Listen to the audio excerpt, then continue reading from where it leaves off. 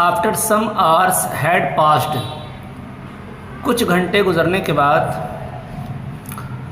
The head teacher said to me, head teacher ने, जो head था वहाँ का, शिक्षक ने, उसने मुझसे कहा, क्या कहा? The adjoining recitation room needs sweeping.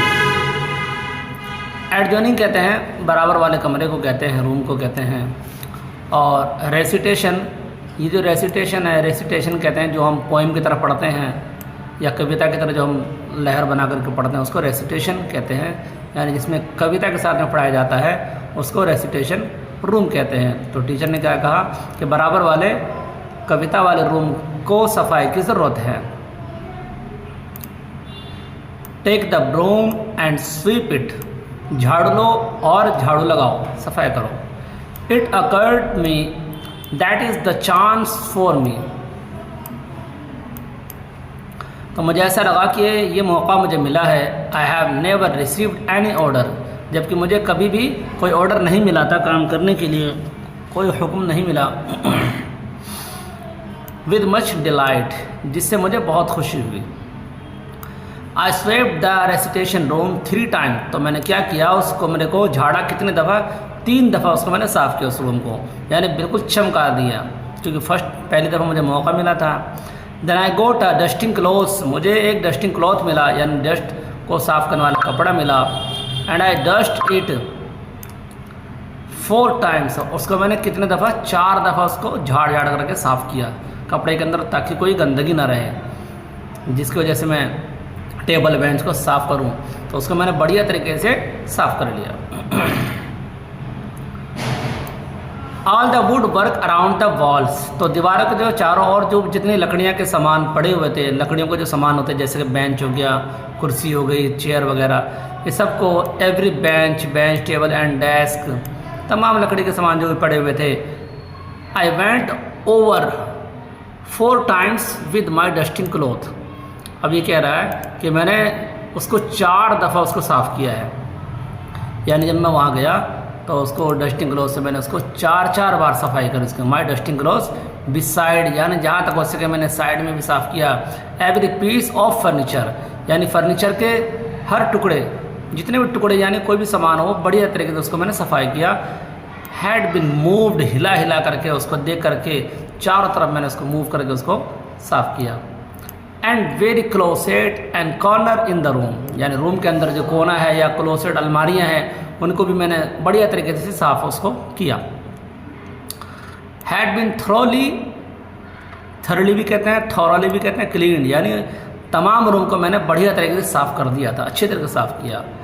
I had the feeling that in a large measure my future depended, अब ये कह रहा है कि मुझे ऐसा लग रहा था कि ये एक लंबे बड़े पैमाने पर ये मुझे काम मिला है कि जिसकी वजह से मैं क्या कर सकता हूँ, अध्यापक पर एक प्रभाव डाल सकता हूँ, एक गहरा प्रभाव डाल सकता हूँ, जिसकी वजह से वो मुझे कॉलेज में पढ़ाई के लिए रख ले, एडमिशन मेरा वो कर ले।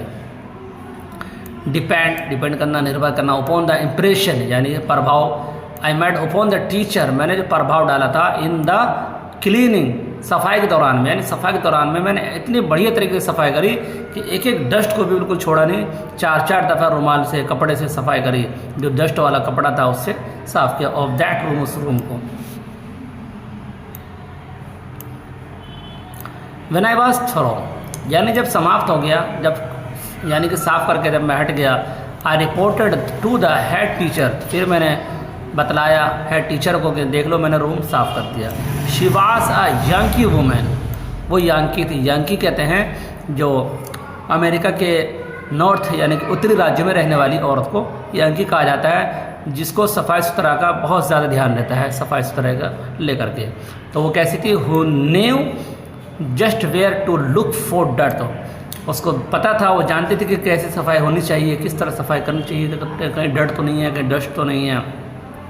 She went into the room, वो रूम में गई एंड इंस्पेक्टेड द फ्लोर, और मुआयना किया यानी नज़र किया, देखा, फर्श को देखा अच्छी तरीके से, एंड क्लोसेट, और अलमारियों को देखा। Then she took her handkerchief, फिर उसने क्या किया, उसने रुमाल लिया, उसने रुमाल लिया and rub it on the wood work. तो जो लकड़ियों के सामान के जो बेंच बने हुए थे उस पर क्या कर रब किया, यानी रगड़ा, उसके बड़े को रगड़ करके देखा कहीं डस्ट तो नहीं है। अबाउट द वॉल्स, दीवारों के ओर, दीवारों पर भी रगड़ा, लकड़ियों के सामानों के ऊपर, and over the table, table के ऊपर, एंड बेंचेस, और बेंच, जितने भी लकड़ी के सामान थे सब के ऊपर क्या है रगड़ रगड़ के देखा।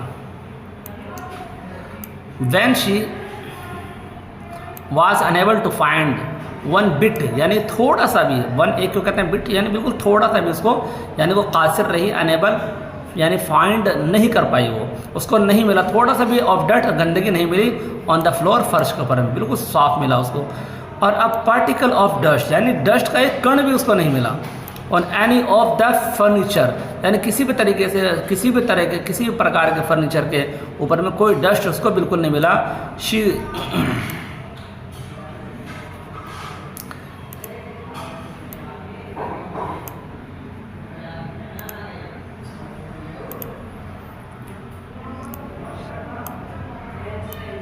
क्वाइटली रिमार्क, तो उसने मन ही मन में कहा, यानी अपने अंदर क्या टिप्पणी करी, क्या टिप्पणी करी,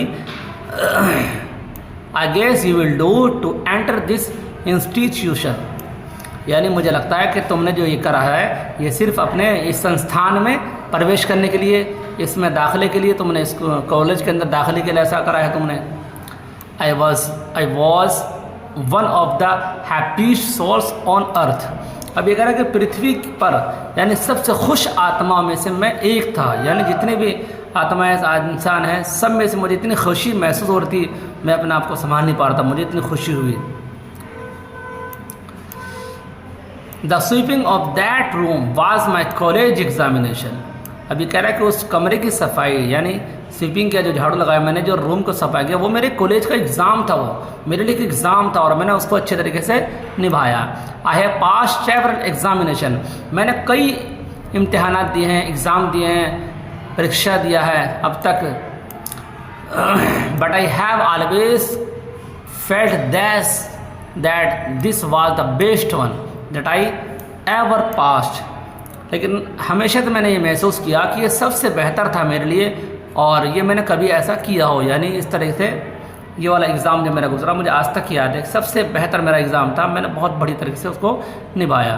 तो ये वीडियो आपको कैसा लगी मुझे आप बताइएगा, और अगर इसके बाद वाला आप चाहते हैं ताकि मैं सबको फिल करूं, क्वेश्चन आंसर आपके सामने लाऊं, फिल इन द ब्लैंक लेके आऊँ, तो आप प्यारा से कमेंट करेंगे और आप मुझे बताएं ताकि मैं डेली वीडियो अपलोड करूँ आपके लिए। सो थैंक्स फॉर वॉचिंग, और चैनल को सब्सक्राइब करना ना भूलें।